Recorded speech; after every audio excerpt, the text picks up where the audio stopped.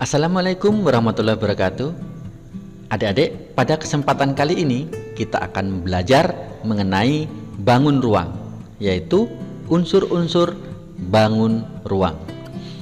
Di dunia ini banyak sekali bentuk-bentuk bangunan yang bisa kita lihat, tetapi secara garis besar bangunan tersebut sebenarnya merupakan gabungan dari beberapa bangunan-bangunan dasar. Contohnya adalah segitiga, prisma tegak segitiga, kubus, tabung, bola, dan lain-lain.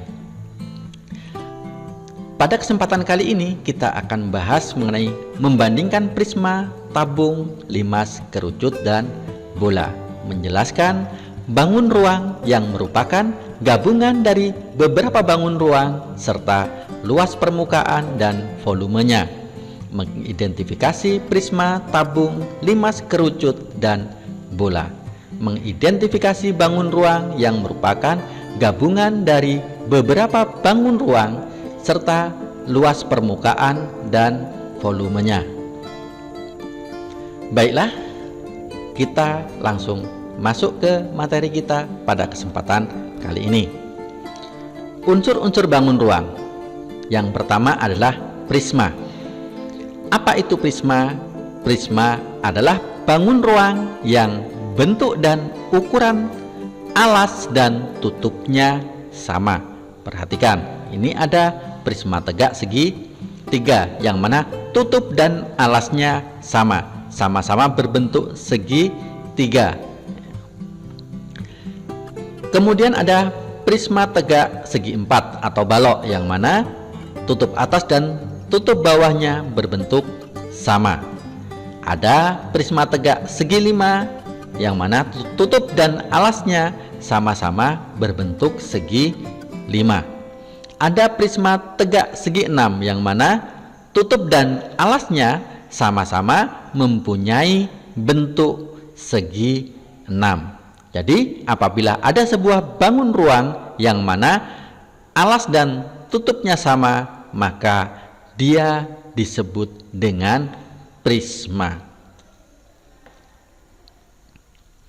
Contoh prisma tegak segitiga. Ketika kita mendirikan sebuah tenda, maka bangunan tersebut akan terlihat berbentuk sebagai prisma tegak segitiga. Perhatikan contohnya. Apabila bangun ini yang seperti tenda ini kita putar atau kita berdirikan, maka dia akan membentuk bangun prisma tegak segi tiga, yang mana bagiannya terdiri dari tutup dan alas. Karena prisma berarti tutup dan alasnya bentuknya sama. Kemudian ada sisi tegak dan rusuk.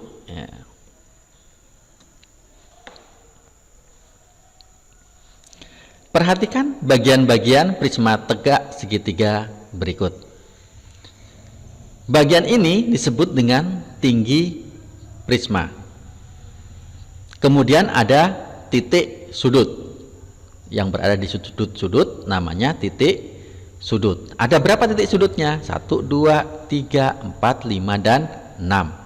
Sisi atas yang berbentuk segitiga dan sisi bawah yang berbentuk segitiga juga. Sisi tegak adalah bidang yang menghubungkan antara sisi atas dan sisi bawah. Kemudian ada rusuk. Berapa jumlah rusuknya? Kita hitung. 1, 2, 3, 4, 5, 6, 7, 8, 9. Apabila bangun prisma tegak segitiga itu kita buka, maka kita akan menghasilkan gambar seperti berikut, yang mana ini adalah bagian sisi atas, bagian sisi bawah, bagian sisi tegak, dan tingginya.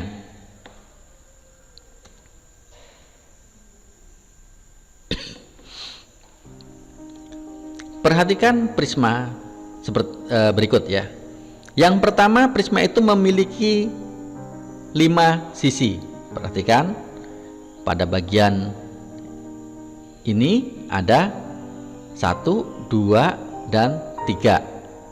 4 yang atas dan 5 yang bawah. Sisinya ada 3 ditambahkan dengan tutup atas dan tutup bawah sehingga sisinya ada 5 ya. Memiliki 6 titik sudut, tadi sudah kita hitung ya, 1, 2, 3, 4, 5, 6, yaitu di contoh gambar yang ini adalah titik E, H, F, B, D, dan A ya. Memiliki 9 rusuk ya, 1, 2, 3, 4, 5, 6, 7, 8, 9 ya. Untuk menghitung volume prisma kita bisa menggunakan rumus setengah kali panjang kali lebar kali tinggi. Nah, setengah kali panjang kali lebar ini merupakan rumus dari segi 3. Ingat bahwa volume prisma, untuk menghitung volume prisma adalah dengan cara mengalihkan luas alasnya dengan tingginya.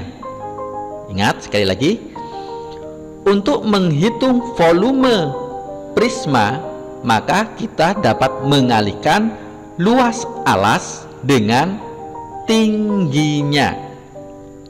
Karena pada prisma tegak segitiga alasnya berbentuk segitiga, maka di sini rumusnya adalah setengah kali panjang kali lebar ya.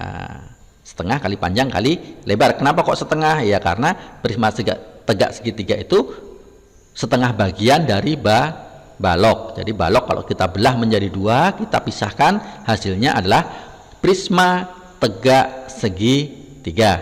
Jadi tadi ingat, tolong dicatat, untuk menghitung volume prisma maka kita dapat mengalihkan luas alas dikalikan dengan tingginya. Mudahan bisa diingat dengan baik.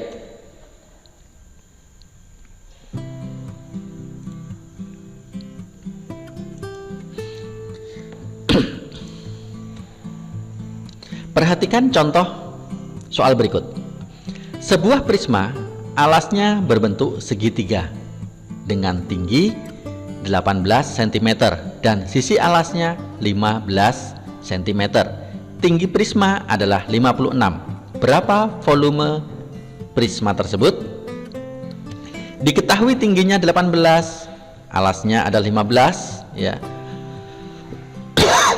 Dan tinggi prisma adalah 56.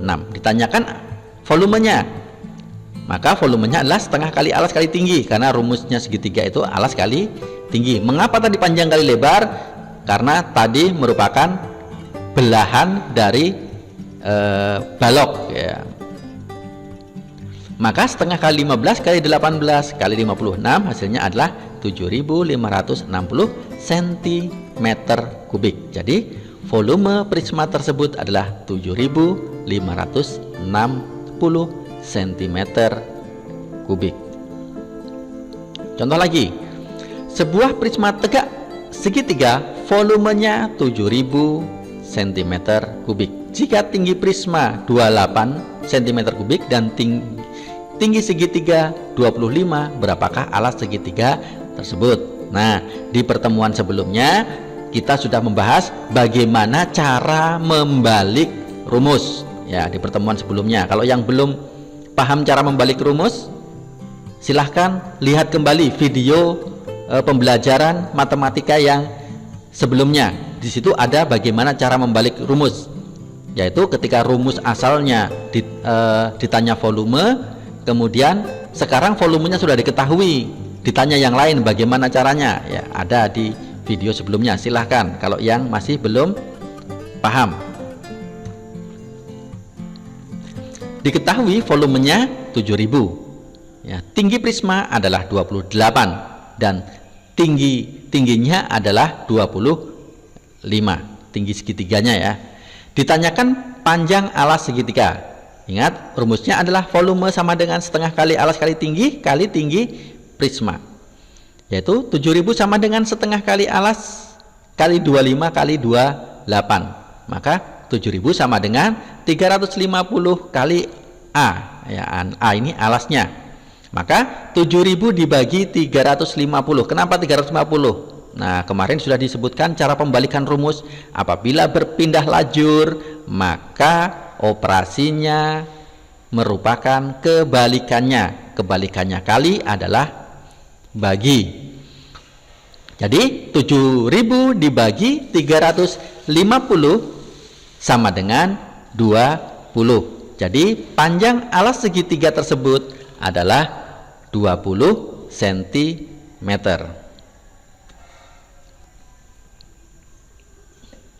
Perhatikan bagian-bagian prisma tegak segi 6. Apa nama bangun tersebut?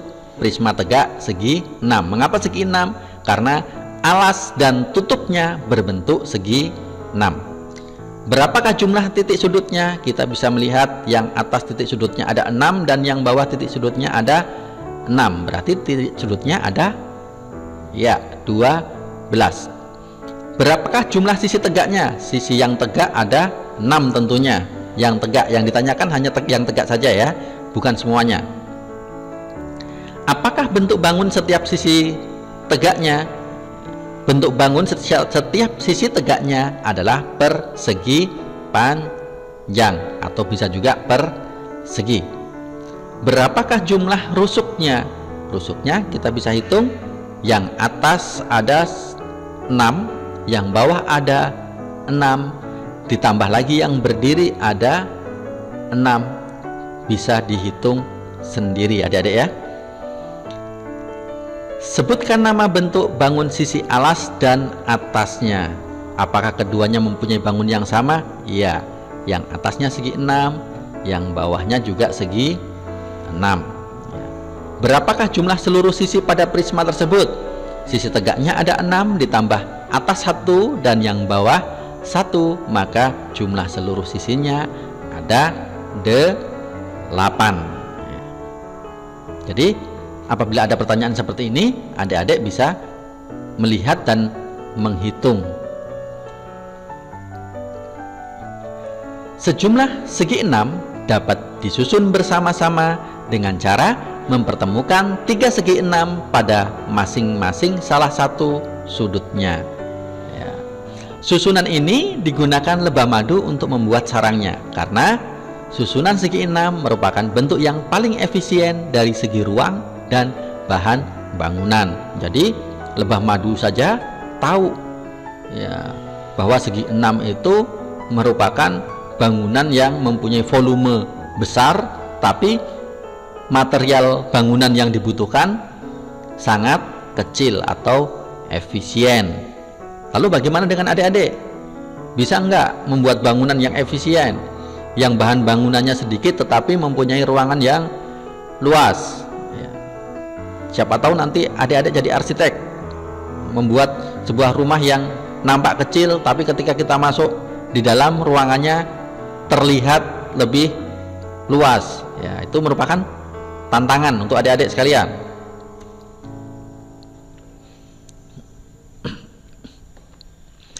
Bangun selanjutnya adalah tabung. Tabung adalah prisma yang alas dan tutupnya berbentuk lingkaran. Contohnya adalah kaleng. Ya, kaleng. Ya. Ini juga disebut dengan prisma, hanya bedanya tabung sisi atas dan sisi alasnya berbentuk lingkaran. Ya, ada rusuknya, kemudian ada sisi tegaknya yang sering disebut dengan selimut tabung.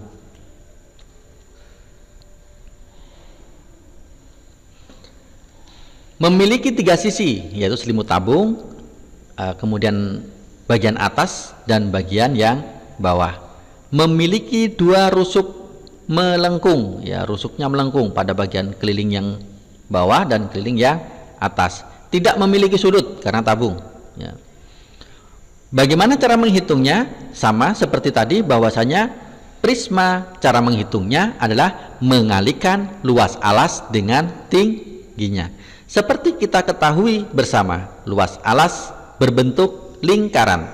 Lingkaran luasnya kita hitung dengan V kali R kali R atau VR kuadrat dikalikan dengan T, yang mana V-nya bisa 22/7 atau 3,14. Apabila angkanya merupakan kelipatan 7 dan seterusnya, maka kita bisa menggunakan 22/7. Tetapi apabila angkanya bukan merupakan kelipatan 7, maka kita bisa menggunakan pendekatan 3,14. Mengapa? Seperti pada pertemuan yang lalu kita sudah bahas bahwasanya angka 7 itu merupakan angka yang istimewa dalam menghitung lingkaran, yang mana dia menghasilkan perbandingan yang genap atau tidak menggunakan koma. Contoh, berapa liter volume tabung pada gambar di samping? Sebuah tabung punya jari-jari 35 dan tinggi 80 cm. Penyelesaiannya adalah V R kuadrat kali T, 22/7 kali 35 kali 35 dikali 80 sama dengan 308.000 cm3. Ingat, 1 liter sama dengan 1000 cm3. Pada bilangan kubik, setiap naik 1 atau naik turun atau turun 1, maka nilainya 1000. Mengapa? Karena pangkat 3. Pangkat 3 nolnya ada 3. Pangkat 2 persegi nolnya ada 2. Maka untuk persegi setiap naik dan turun nilainya 100. Kalau satuan 10, maka nilainya adalah 308 liter. Contoh lain, diameter alas sebuah tabung adalah 40. Jika tinggi tabung adalah 28, tentukan volume tabung. Diameternya 40, maka jari-jarinya adalah 40 dibagi 2 sama dengan 20. Ingat bahwasanya nilai diameter itu adalah 2 kalinya jari-jari. Jari-jari adalah setengahnya diameter. Maka apabila diketahui diameternya, maka kita harus membaginya dengan 2 sama dengan 20. Maka kita bisa menghitung 3,14 kali 20 kali 20 kali 28. Mengapa 3,14? Karena 20 bukan merupakan kelipatan 7. Hasilnya adalah 35.168 cm3, atau kalau kita buat menjadi desimeter kubik menjadi 35,168 desimeter kubik. Ingat bahwasanya 1 desimeter kubik sama dengan 1 liter. 1 desimeter kubik sama dengan 1 liter, atau bisa juga dikatakan sebagai 35,168 liter. Selanjutnya, bentuk yang istimewa adalah kubus. Tentu adik-adik tahu dengan permainan Rubik. Permainan Rubik itu menggunakan bentuk kubus. Kubus mempunyai 6 sisi permukaan. Kita hitung depan, belakang, kiri, kanan, atas, dan bawah. 6 sisi.